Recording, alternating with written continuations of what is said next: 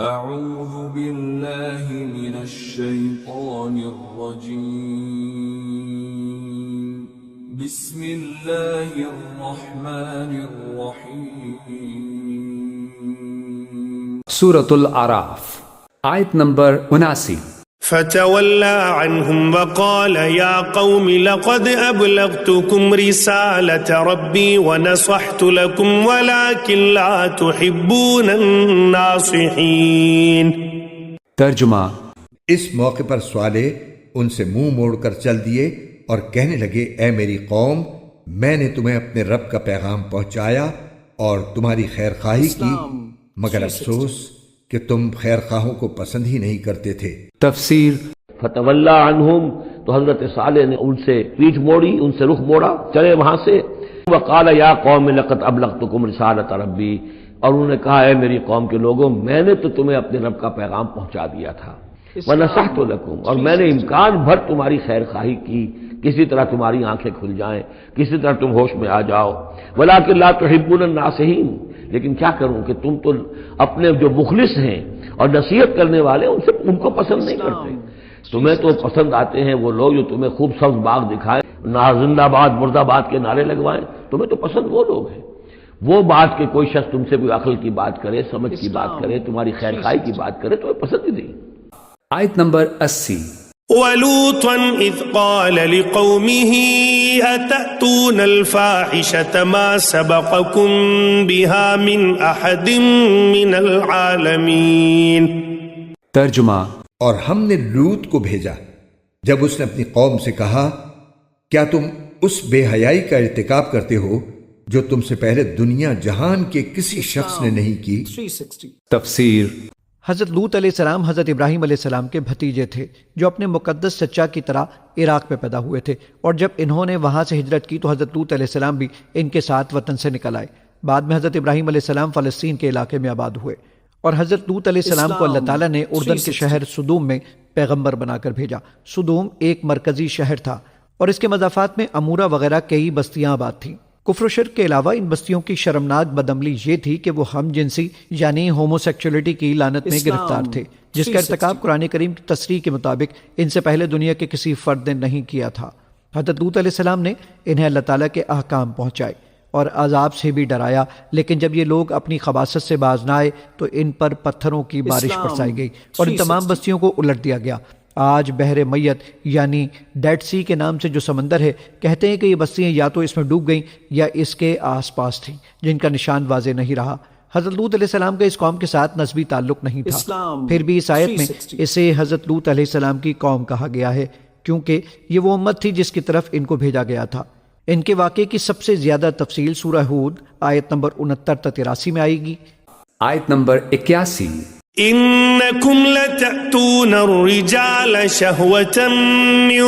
دون النساء بل أنتم قوم مسرفون۔ ترجمہ: تم جنسی ہوس پوری کرنے کے لیے عورتوں کے بجائے مردوں کے پاس جاتے ہو،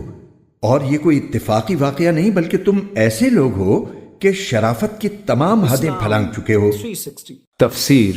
تم عورتوں کو چھوڑ کر مردوں سے اپنی خواہش پوری کرتے ہو۔ دوسرے مقامات پر اس قوم کے بعض اور اخلاقی جرائم کا بھی ذکر آیا ہے، مگر یہاں اس کے سب سے بڑے جرم کے بیان پر اکتفا کیا گیا ہے جس کی وجہ سے خدا کا عذاب اس پر نازل ہوا۔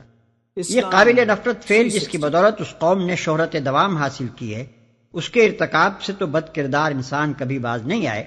لیکن یہ فخر صرف یونان کو حاصل ہے کہ اس کے فلاسفہ نے اس گناؤ نے جرم کو اخلاقی خوبی کے مرتبے تک اٹھانے کی کوشش کی، اور اس کے بعد جو کسر باقی رہ گئی تھی اسے جدید مغربی تہذیب نے پورا کیا کہ علانیہ اس کے حق میں زبردست پروپیگنڈا کیا گیا، یہاں تک کہ بعض ملکوں کی مجالس قانون ساز نے اسے باقاعدہ جائز ٹھہرا دیا، حالانکہ یہ بالکل ایک صریح حقیقت ہے کہ مباشرت ہم جنس قطعی طور پر وضع فطرت کے خلاف ہے۔ اللہ تعالیٰ نے تمام ذی حیات انواع میں نر و مادہ کا فرق محض تناسل اور بقائے نو کے لیے رکھا ہے، اور نوع انسانی کے اندر اس کی مزید غرض یہ بھی ہے کہ دونوں صنفوں کے افراد مل کر ایک خاندان وجود میں لائیں اور اس سے تمدن کی بنیاد پڑے۔ اس مقصد کے لیے مرد اور عورت کی دو الگ صنفیں بنائی گئی ہیں، ان میں ایک دوسرے کے لیے صنفی کشش پیدا کی گئی ہے، ان کی جسمانی ساخت اور نفسیاتی ترکیب ایک دوسرے کے جواب میں مقاصد زوجیت کے لیے عین مناسب بنائی گئی ہے، اور ان کے جذب و انجذاب میں وہ لذت رکھی گئی ہے جو فطرت کے منشا کو پورا کرنے کے لیے بیک وقت داعی و محرک بھی ہے اور اس خدمت کا صلہ بھی۔ مگر جو شخص فطرت کی اس اسکیم کے خلاف عمل کر کے اپنے ہم جنس سے شہوانی لذت حاصل کرتا ہے، وہ ایک ہی وقت میں متعدد جرائم کا مرتکب ہوتا ہے۔ اولاً وہ اپنی اور اپنے معمول کی طبعی ساخت اور نفسیاتی ترکیب سے جنگ کرتا ہے اور اس میں خلل عظیم برپا کر دیتا ہے، جس سے دونوں کے جسم، نفس اور اخلاق پر نہایت برے اثرات مترتب ہوتے ہیں۔ ثانیاً وہ فطرت کے ساتھ غداری و خیانت کا ارتکاب کرتا ہے، کیونکہ فطرت نے جس لذت کو نوع اور تمدن کی خدمت کا صلہ بنایا تھا اور جس کے حصول کو فرائض اور ذمہ داریوں اور حقوق کے ساتھ وابستہ کیا تھا، وہ اسے کسی خدمت کی بجا آوری اور کسی فرض اور حق کی ادائیگی اور کسی ذمہ داری کے التزام کے بغیر چرا لیتا ہے۔ ثالثاً وہ انسانی اجتماع کے ساتھ کھلی بددیانتی کرتا ہے کہ جماعت کے قائم کیے ہوئے تمدنی اداروں سے فائدہ تو اٹھا لیتا ہے، مگر جب اس کی اپنی باری آتی ہے تو حقوق اور فرائض اور ذمہ داریوں کا بوجھ اٹھانے کے بجائے اپنی قوتوں کو پوری خود غرضی کے ساتھ ایسے طریقے پر استعمال کرتا ہے جو اجتماعی تمدن و اخلاق کے لیے صرف غیر مفید ہی نہیں بلکہ ایجاباً مضرت رساں ہے۔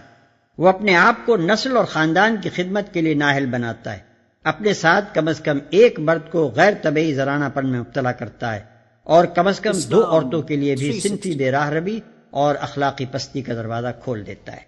آیت نمبر 82۔ وما كان جواب قومه إلا أن قالوا أخرجوهم من قريتكم إنهم أناس يتطهرون۔ ترجمہ: ان کی قوم کا جواب یہ کہنے کے سوا کچھ اور نہیں تھا کہ نکالو ان کو اپنی بستی سے، یہ لوگ ہیں جو بڑے پاک باز بنتے ہیں۔ تفسیر: اس سے معلوم ہوا کہ یہ لوگ صرف بے حیا اور بد کردار اور بد اخلاق ہی نہ تھے، بلکہ اخلاقی پستی میں اس حد تک گر گئے تھے کہ انہیں اپنے درمیان چند نیک انسانوں اور نیکی کی طرف بلانے والوں اور بدی پر ٹوکنے والوں کا وجود تک گوارا نہ تھا۔ وہ بدی میں یہاں تک غرق ہو چکے تھے کہ اصلاح کی آواز کو بھی برداشت نہ کر سکتے تھے اور پاکی کے اس تھوڑے سے عنصر کو بھی نکال دینا چاہتے تھے جو ان کی گھناؤنی فضا میں باقی رہ گیا تھا۔ اسی حد کو پہنچنے کے بعد اللہ تعالیٰ کی طرف سے ان کے استیصال کا فیصلہ صادر ہوا،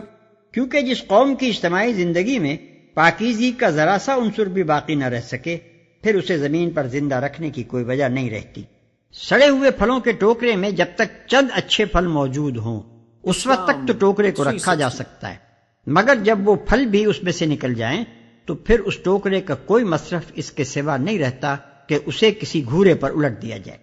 آیت نمبر 83۔ فأنجيناه وأهله إلا امرأته كانت من الغابرين۔